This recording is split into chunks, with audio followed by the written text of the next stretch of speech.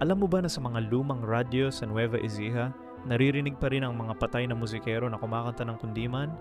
Tuwing 3 umaga, biglang tumutugtog ang mga vintage na AM radio ng mga awiting pag-ibig mula sa 1920s hanggang 40s. Ang mga pamilya sa probinsya nagsasabing kilala nila ang boses. Mga lolo nilang matagal nang namatay. Si Mang Edong sa Cabanatuan, nagtayo ng radio repair shop noong 1998. Sinasabi niya may mga lumang modelo na kusang nag-tune sa frequency na walang istasyon. Doon maririnig mo ang Dahil sa Iyo o Bituing Marikit na kinakanta ng mga espiritong hindi pa tapos ang kanilang pagmamahal. Ayon sa mga matatanda, ang kundiman daw ay napakalakas na damdamin kaya hindi makaalis ang kaluluwa. Ginagamit nila ang pamilyar na tunog para magpadala ng mensahe sa mga buhay pa. Ngayon, marami nang nag-record sa social media ng mga phantom broadcasts na ito. Pero ang nakakatakot, tuwing may nakakarinig, may namamatay sa lugar nila sa loob ng 3 araw. Kaya kung marinig mo ang kundiman sa madaling araw, huwag mong pakinggan hanggang dulo